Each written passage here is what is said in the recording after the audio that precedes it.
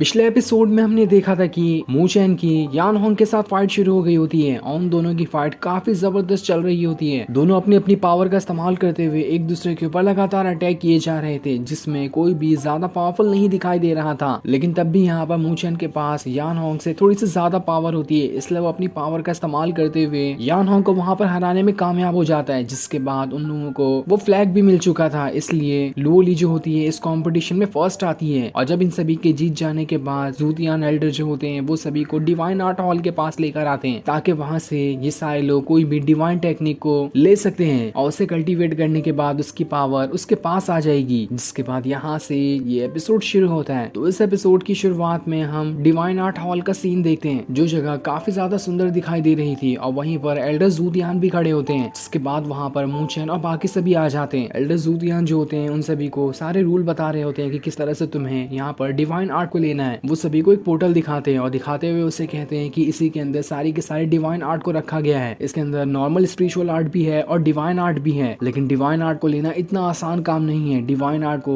इस पोर्टल के काफी गहराई के अंदर रखा गया है। अगर तुम अभी इसके अंदर जाओगे तो तुम्हें सबसे पहले नॉर्मल डिवाइन आर्ट नहीं मिलेगी, बल्कि छोटी मोटी स्पिरिचुअल आर्ट मिलेगी, और उसे तुम बड़ी ही आसानी के साथ ले भी सकते हो। लेकिन डिवाइन आर्ट को लेने का प्रोसेस काफी ज्यादा मुश्किल है, इसलिए मेरी मानो कि जितनी तुम्हारी लिमिट है उसी हिसाब से तुम्हें कोई भी स्पिरिचुअल आर्ट को सिलेक्ट करना होगा। तुम ऐसे ही जो चाहो वो स्पिरिचुअल आर्ट नहीं सिलेक्ट कर सकते, क्योंकि अगर इसमें तुम फेल हुए तो तुम्हें खाली हाथ ही वापस आना पड़ेगा। ये सुनकर मुका ही कहता है, खाली हाथ वापस आना पड़ेगा, ऐसा कैसे पॉसिबल है? क्या किसी टेक्निक को लेना इतना ज्यादा भी मुश्किल हो सकता है? तब एल्डर ज़ूतियान जो होता है वो सभी को बता रहा होता है, इस पोर्टल के अंदर जितना ही आसान नॉर्मल टेक्निक को लेना है उतना ही मुश्किल डिवाइन टेक्निक को लेना है। अगर तुम किसी भी डिवाइन टेक्निक को लेते हो तो हर एक डिवाइन टेक्निक के साथ उसका गार्ड होता है, जो तुम्हें उस डिवाइन टेक्निक को लेने से रोकेगा। अगर तुमने उस गार्ड को हराया उसके बाद ही तुम उस डिवाइन टेक्निक को ले सकते हो, इसके बगैर तुम उस डिवाइन टेक्निक को ले ही नहीं सकते। वैसे ही नॉर्मल टेक्निक में कोई भी गार्ड नहीं होता है, उसे तुम आसानी से चाहो तो ले सकते हो, लेकिन इस बात का ख्याल रखना कि जितनी हार्ड और पावरफुल वो डिवाइन टेक्निक होगी उसका गार्ड भी उतना ही ज्यादा पावरफुल होगा। जिस टेक्निक को छूते ही तुम्हें चैलेंज हॉल के अंदर ले जाया जाएगा और वहां पर उस टेक्निक वाला गार्ड आकर तुम्हारे साथ फाइट करेगा। तुम्हें कैसे भी करके उसे हराना है। अगर तुम उसे नहीं हरा पाए तो तुम्हारे हाथ वो टेक्निक नहीं लगने वाली। ये सुनकर तो मू चैन भी थोड़ा घबरा जाता है। उसे तो लग रहा था कि कोई भी टेक्निक को लेना इतना ज्यादा मुश्किल नहीं होने वाला है, लेकिन गार्ड के बारे में सुनकर उसे समझ आ चुका होता है कि टेक्निक को यहाँ पर लेना इतना आसान काम नहीं है। उसे यहाँ पर बहुत ज्यादा मशक्कत करनी होगी ताकि सबसे ज्यादा पावरफुल डिवाइन कैटेगरी की कोई टेक्निक ले सके। जिसके बाद सारे के सारे लोग उस पोर्टल के अंदर जाने के लिए तैयार होने लगते हैं। ये देखकर एल्डर ज़ूतियान जो होता है उन सभी से कहता है, तो ठीक है, अब आप लोग अंदर जा सकते हैं। मैं आप सभी को बेस्ट ऑफ लक के अलावा कुछ भी नहीं कह सकता। मेरी ख्वाहिश है कि आपको जो टेक्निक पसंद आए वो आपको मिल जाए। जिसके बाद मू चैन और बाकी सभी एक एक करते हुए उस पोर्टल के अंदर चले जाते हैं। जिनके जाने के बाद एल्डर ज़ूतियान उन्हें देखते हुए कह रहा होता है, मैं तो बस ये सोच रहा हूँ कि इनके यहाँ कौन सी डिवाइन टेक्निक लगती है, क्योंकि आज तक भी जितने यहाँ पर नए डिसाइपल ज्वाइन हुए हैं उन सभी ने डिवाइन टेक्निक को काफी ज्यादा मुश्किल से लिया है। इधर हम मू चैन को देखते हैं जो उस पोर्टल के अंदर आ गया होता है, जो जगह काफी ज्यादा सुंदर और अजीब दिखाई दे रही थी, और वहाँ पर चारों तरफ अलग अलग स्पिरिचुअल आर्ट जो होता है बस तैर रहा होता है। वो चाहे तो किसी भी स्पिरिचुअल आर्ट को वो ले सकता है, लेकिन जितने भी स्पिरिचुअल आर्ट है वो सभी नॉर्मल कैटेगरी के हैं। इसलिए मू चैन एक स्पिरिचुअल आर्ट को पकड़ लेता है, और जैसे वो उसे पकड़ता है उससे पता चलता है कि ये तो मिड लेवल का एक स्पिरिचुअल आर्ट है, बल्कि ये डिवाइन लेवल वाला नहीं है। और इस आर्ट का नाम थंडर फीस्ट है। अगर कोई भी इसे कल्टीवेट कर ले तो उसके पंजे में इतनी ज्यादा ताकत आ जाएगी कि वो किसी पहाड़ को भी तोड़ सकता है। ये देखकर तो मू चैन काफी ज्यादा खुश हो जाता है कि मैंने तो अचानक में ही इतनी पावरफुल टेक्निक को ले लिया, लेकिन मुझे अपना एम हाई रखना है ताकि मैं डिवाइन टेक्निक को ले सकूं। इसलिए मैं ऐसी छोटी मोटी टेक्निक नहीं लेने वाला। इसलिए वो उस टेक्निक को वहां से जाने देता है। जिसके बाद वो वहां से आगे बढ़ना शुरू कर देता है ताकि वो कोई दूसरी पावरफुल लेवल वाली डिवाइन आर्ट ले सके। इधर हम जियू को देखते हैं, जिसे वो ब्लैक पेपर के अंदर कुछ हरकत होते हुए दिखाई देती है। ये देखकर तो वो भी हैरान थी कि अरे इसके अंदर ये हो क्या रहा है, पर अभी उसे कुछ भी नहीं समझ में आता। दूसरी तरफ हम मू चैन को देखते हैं जो वहां से आगे बढ़ रहा होता है, जहाँ आगे बढ़ते हुए वो एक और डिवाइन टेक्निक को ले लेता है। लेकिन जब वो उसे देखता है तो उसे पता चलता है कि ये भी डिवाइन टेक्निक नहीं है, पर हाँ ये एक टॉप लेवल वाली जेड पाम टेक्निक है, जिसका इस्तेमाल करते हुए वो अगर इसे कल्टीवेट कर जाए तो इसके पास इतनी ज्यादा पावर आ जाएगी कि वो अगर किसी को भी हाथ लगाए तो वो इंसान उसी टाइम बर्फ में बनकर गायब हो जाएगा। ये देखकर तो मू चैन एकदम हैरान रहता है कि यहाँ पर तो नॉर्मल ऐसे ही घूमते हुए काफी ज्यादा पावरफुल टेक्निक मिल रही है। तो मैं ऐसी चीज का अंदाजा लगा रहा हूँ कि डिवाइन टेक्निक कितनी ज्यादा पावरफुल हो सकती है, क्योंकि जब ये नॉर्मल टेक्निक ही इतनी ज्यादा खतरनाक है तो डिवाइन टेक्निक के क्या कहने होंगे। इसलिए मैं कैसे भी करके डिवाइन टेक्निक तो लेकर ही रहूंगा, चाहे मुझे कुछ भी क्यों ना करना पड़े। इसलिए वो उस टेक्निक को भी छोड़ देता है, जिसके बाद वो दोबारा से आगे बढ़ना शुरू कर देता है। और ऐसे ही आगे आगे बढ़ते हुए वो जितने भी उसे टेक्निक दिखाई दे रही होती है उन सभी को लेकर उसे चेक कर रहा होता है कि क्या कोई उसमें डिवाइन टेक्निक है, लेकिन उसे अभी तक के कोई भी डिवाइन टेक्निक नहीं मिलती। तभी उसे सामने से एक टेक्निक जाते हुए दिखाई देती है जिसके अंदर से काफी ज्यादा ऑरा निकल रहा था। वो उस टेक्निक को अपनी पावर की मदद से रोकने की कोशिश करता है, लेकिन वो जितना भी उसके ऊपर अटैक करता है वो अटैक उस टेक्निक को लग ही नहीं रहा होता है। वो टेक्निक उसके सारे अटैक को तोड़ते हुए वहां से आगे बढ़ रही होती है, लेकिन मूचेन भी इतनी आसानी से कहाँ रुकने वाला था। उसके पास जितनी पावर होती है वो सारी की सारी पावर लगा देता है ताकि वो उस टेक्निक को पकड़ सके, जिसके बाद वहां पर अपने ग्रेट बुद्धा हैंड को भी समन कर लेता है और उसका इस्तेमाल करते हुए एक खतरनाक वाला अटैक सीधा उस टेक्निक के ऊपर ही कर देता है, जिस वजह से अब जाकर वो टेक्निक वहां पर रुक जाती है। और जैसे वो रुकती है मूचेन उसे अपने पास कर लेता है और उस टेक्निक को देखने पर उसे पता चलता है कि ये 9 dragon heavenly wind art technique है और ये सब डिवाइन कैटेगरी की एक टेक्निक होने वाली है जो कि डिवाइन कैटेगरी से बस थोड़ी सी कम होगी। और इस टेक्निक को कल्टीवेट करने के लिए भी मूचेन को आसमान में जाना होगा, जहाँ जाकर ही वो इस टेक्निक को कल्टीवेट कर सकता है। ये देखकर तो मूचेन काफी ज्यादा खुश हो जाता है कि ये तो काफी ज्यादा पावरफुल टेक्निक है, लेकिन तब भी उसे इस टेक्निक को लेने का मन नहीं था क्योंकि उसकी नजर तो अभी तक की डिवाइन टेक्निक पर ही होती है। वो खुद में कहता है मैं ज्यादा ही लालची बन रहा हूँ, लेकिन ये लालच करना मेरे लिए फायदेमंद साबित होगा। लेकिन तभी उसके अंदर से काफी ज्यादा ऑरा बाहर निकलने लगता है जो ऑरा इस वाली टेक्निक को उड़ाकर वहां से दूर फेंक देता है। ये देखकर तो मूचेन भी घबरा चुका था। वो वहां से जुयू के पास आता है और उससे पूछता है क्या तुमने मुझे कंट्रोल करने की कोशिश की? तुमने मुझे कंट्रोल किया तो मेरे हाथ जो टेक्निक लगी थी वो भी उड़कर चली गई। जिस पर जुयू कहती है क्या तुम पागल हो, मैं तुम्हें क्यों कंट्रोल करूंगी, मैंने तो कुछ भी नहीं किया, बल्कि ये सारा काम तो ये ब्लैक पेपर कर रहा है। इसलिए मूचेन उस ब्लैक पेपर को देखता है और जैसे वो उसे देखता है उसके अंदर से काफी ज्यादा ऑरा बाहर निकल रहा था जो सभी सीधा मूचेन के अंदर जाने लगता है। ये देखकर तो मूचेन भी घबरा चुका था कि अरे इस ब्लैक पेपर को क्या हो गया, आज तक तो इसने कभी कोई हरकत नहीं की, तो आज ये अपनी पावर मेरे अंदर क्यों डाल रहा है। जिसके बाद वो ब्लैक पेपर का ऑरा मूचेन को वहां से आगे ले जाने लगता है। मूचेन को कुछ समझ नहीं आ रहा था कि अभी उसके साथ हो क्या रहा है। उसे लग रहा होता है कि ये ब्लैक पेपर उसे नुकसान पहुंचाने की कोशिश कर रहा है, लेकिन वो कितनी भी कोशिश करता उस ब्लैक पेपर के चंगुल से बाहर ही नहीं निकल पा रहा होता है। जिसके बाद वो ब्लैक पेपर उसे घसीटते हुए उस पोर्टल की एकदम गहराई में ले जाने लगता है। दूसरी तरफ हम एल्डर ज़ूतियान और एक दूसरे मास्टर को देखते हैं जो आपस में बातें कर रहे होते हैं। दूसरा मास्टर कहता है कि आपको लगता है कि अभी जितने भी लोग अंदर गए हैं उनमें से कोई ऐसा होगा जो डिवाइन टेक्निक को ले सके? डिवाइन टेक्निक को आज तक सिर्फ ली जुआन और शैन नहीं लिया था, जिनकी रैंकिंग हीवनली लिस्ट के फर्स्ट और सेकंड नंबर पर आती है। उनके अलावा कोई भी डिवाइन टेक्निक को नहीं ले पाया है। लेकिन एल्डर ज़ूतियान कहते हैं मुझे मूचेन के ऊपर डाउट है, मुझे पूरी उम्मीद है कि वो किसी न किसी तरह की डिवाइन टेक्निक को लेकर ही रहेगा। इधर हम मूचेन को देखते हैं जो उस ब्लैक पेपर की पावर की मदद से आगे बढ़ते जा रहा होता है। जिसके बाद वो ब्लैक पेपर मूचेन को एक अजीब सी जगह पर लेकर आ जाता है जहाँ पर उसे कोई भी टेक्निक नहीं दिखाई दे रही थी। तब उसके पास एक टेक्निक आती है जिसके अंदर से भयंकर तरीके से ऑरा बाहर निकल रहा था और ये ऑरा इतना ज्यादा होता है कि आसपास की जितनी भी टेक्निक उसने देखी थी उसकी 1000 टेक्निक से भी ज्यादा पावरफुल हो। ये देखकर तो मूचेन भी एकदम ज्यादा घबरा चुका था। जिसके बाद ब्लैक पेपर का ऑरा उस टेक्निक के अंदर जाने लगता है। ये देखकर मूचेन को थोड़ा थोड़ा समझ आने लगता है कि वो ब्लैक पेपर उसे जानबूझकर यहाँ पर लाना चाहता था ताकि मूचेन इस डिवाइन टेक्निक को ले सके। जरूर इस डिवाइन टेक्निक में कुछ न कुछ तो खास बात होगी ही। और जैसे मूचेन उस डिवाइन टेक्निक को देखता है तो उसे पता चलता है कि ये तो एक टॉप लेवल वाली डिवाइन टेक्निक है और इसका नाम कॉन्स्टेलेशन सूत्रा ऑफ 4 गॉड है। इस टेक्निक के अंदर 4 सबसे ज्यादा पावरफुल गॉड की स्पिरिट को रखा गया है। अगर कोई भी इसे ठीक तरह से कल्टीवेट कर ले तो वो जब चाहे उनकी स्पिरिट का इस्तेमाल कर सकता है। और अगर चारों गॉड की स्पिरिट एक साथ आमने सामने आ जाए तो उनसे मुकाबला करना किसी के अंदर भी हिम्मत नहीं होगी। कोई भी इन गॉड की पावर के सामने खड़ा तक नहीं हो पाएगा। ये देखकर तो मूचेन की खुशी का ठिकाना नहीं रहता। जुयू उससे कहती है तुम्हारे हाथ में जो ये टेक्निक लगी है वो बहुत ज्यादा पावरफुल है। मैंने तो आज तक इसके बारे में सिर्फ सुना ही था पर आज पहली बार मैंने इसे देख लिया है। लेकिन मुझे नहीं लगता कि तुम्हें इतनी जल्दी इतना ज्यादा खुश हो जाना चाहिए क्योंकि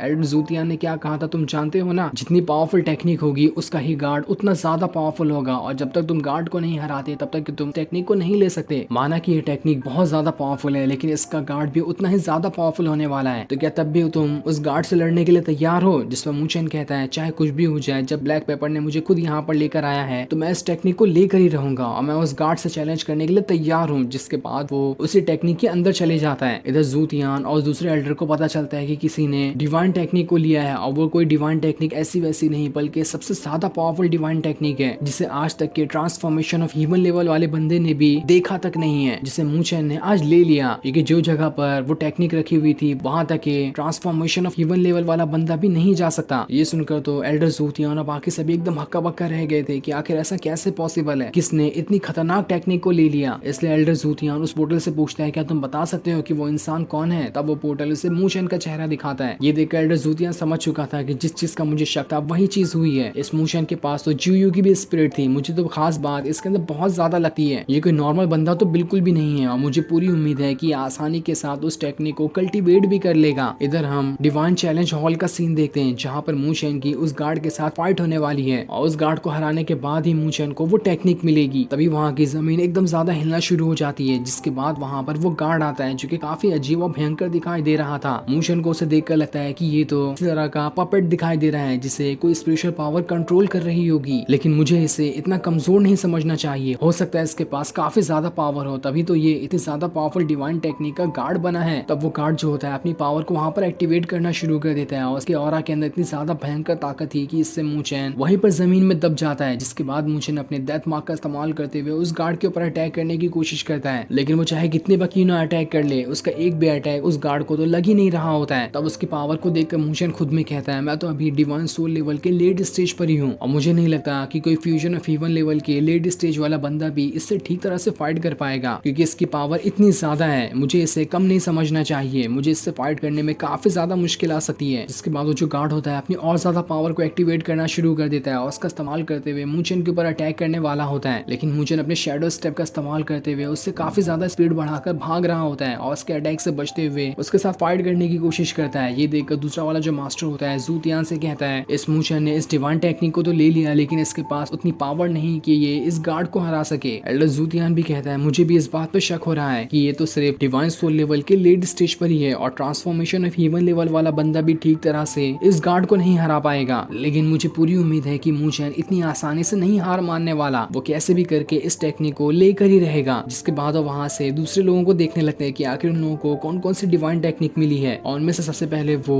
लुओली को देखते हैं, पर हमें अभी नहीं बताया जाता कि लुओली को कौन सी डिवाइन टेक्निक मिली। इधर मू चेन अब भी उस गार्ड के साथ फाइट कर रहा होता है, लेकिन वो जितनी भी कोशिश क्यों ना कर ले उसका एक भी अटैक उस गार्ड को लग ही नहीं रहा था। मू चेन उससे फाइट करते हुए अपना काफी सारा स्टेमिना खो देता है, लेकिन तब भी कोई फायदा नहीं हुआ था। जितना ही मू चेन थक रहा होता है उतना ही पावरफुल वो गार्ड बनते जा रहा था, क्योंकि वो गार्ड तो कोई इंसान है ही नहीं जो फाइट करते हुए थक जाए, इसलिए वो बड़ी ही आसानी के साथ मू चेन के ऊपर अटैक पे अटैक किए जा रहा होता है। ये देखकर तो अब थोड़ा थोड़ा मू चेन भी परेशान होने लग गया था कि आखिर वो इस गार्ड के साथ कैसे फाइट करेगा, क्योंकि उसे उस गार्ड का एक भी वीक पॉइंट नहीं दिखाई दे रहा था जिसका इस्तेमाल करते हुए वो उस गार्ड को यहाँ पर हरा सके। लेकिन तब भी वो वहाँ पर अपने ड्रैगन फॉर्मेशन को समन कर लेता है और उसका इस्तेमाल करते हुए वो उस गार्ड के ऊपर अटैक कर देता है, लेकिन वो गार्ड इतना ज्यादा पावरफुल था कि वो उस ड्रैगन फॉर्मेशन को भी बस 1 सेकंड के अंदर वहाँ पर चकनाचूर कर देता है। ये देखकर तो मू चेन काफी ज्यादा घबरा चुका था। उसे समझ में आता है कि लेवल 3 का स्पिरिचुअल फॉर्मेशन मास्टर भी इस गार्ड के सामने कुछ नहीं है, इसने तो धूल की तरह मेरे फॉर्मेशन को यहाँ पर तोड़ दिया। तब वो जियू से कहता है क्या तुम मेरी मदद करोगी, तुम्हारी मदद के बगैर मुझे नहीं लगता कि मैं इस गार्ड को यहाँ पर हरा पाऊंगा। जिस पर जियू कहती है मैं तुम्हें थोड़ी यहाँ पर लेकर आई थी, तुम्हें तो यहाँ पर ब्लैक पेपर ने लेकर आया ना, तो उसी को कहो तुम्हारी यहाँ पर मदद करने के लिए। लेकिन मू चेन उसे मना रहा होता है कि तुम्हें मेरी मदद कैसे भी करके करनी ही होगी, तुम्हारी मदद के बगैर मैं इसे नहीं हरा पाऊंगा। तब जियू उससे कहती है माना कि ये गार्ड काफी ज्यादा पावरफुल है, लेकिन ये एक पपेट ही है जिसे कोई कंट्रोल कर रहा होगा, तुम्हें उसकी पावर का पता लगाना है कि कौन सी पावर इस पपेट को कंट्रोल कर रही है। अगर तुम दोनों का कनेक्शन एक बार खत्म कर देते हो तो उसके बाद ये जो गार्ड है अपने आप ही रुक जाएगा, उसके बगैर मुझे नहीं लगता कि तुम इस गार्ड को हरा पाओगे। इसलिए अब तुम्हें उस पावर सोर्स को ढूंढना है जिसकी मदद से इस गार्ड को पावर मिल रही है। ये सुनकर मू चेन भी हैरान हो जाता है, वो सोचने लगता है कि आखिर इस गार्ड को किस तरह से पावर मिल रही होगी, लेकिन वो इतना दूर रहकर तो उस गार्ड के कमजोरी का पता नहीं लगा सकता, इसलिए उसके पास जाना होगा उसे। इसके बाद ही वो उस गार्ड की कमजोरी का पता लगा सकता है, इसलिए मू चेन उस गार्ड के पास चले जाता है ताकि उसके ऊपर अटैक करते हुए उसकी कमजोरी का पता लगा सके कि कहां से उससे वो पावर मिल रही है। तब उसे पता चलता है कि उस गार्ड के सीने पर एक फॉर्मेशन बना हुआ है, जो फॉर्मेशन ही उसे पावर दे रहा है और उसी फॉर्मेशन की वजह से वो गार्ड मू चेन के ऊपर लगातार अटैक किए जा रहा है। एक बार अगर वो फॉर्मेशन को ब्रेक कर दे तो उसके बाद ये गार्ड अपने आप ही बंद हो जाएगा। ये देखकर मू चेन तो खुश हो जाता है कि चलो मुझे इसकी कमजोरी तो पता चली, अब बस मुझे कैसे भी करके उस फॉर्मेशन को वहां पर ब्रेक करना है। जिसके बाद वो एक घसीट के अटैक उस फॉर्मेशन के ऊपर ही कर देता है, लेकिन ये अटैक उस गार्ड को नहीं लगा था और वो गार्ड मू चेन को उठाकर वहां से दूर फेंक देता है। पर उसकी कमजोरी जानने की वजह से उस गार्ड को काफी ज्यादा गुस्सा आ चुका था, इसलिए वो लगातार कई सारे अटैक मू चेन के ऊपर किए जा रहा होता है। मू चेन जितनी भी कोशिश क्यों ना कर ले वो उसका एक भी अटैक उस गार्ड को लग ही नहीं रहा था। और अब यहाँ पर गार्ड काफी ज्यादा गुस्से में मू चेन को बस उठा कर फेंके जा रहा होता है, लेकिन मू चेन भी इतनी आसानी से कहाँ हार मानने वाला था। वो दोबारा से अपनी पावर को एक्टिवेट करते हुए सीधा उस गार्ड के पास आता है और एक घसीट के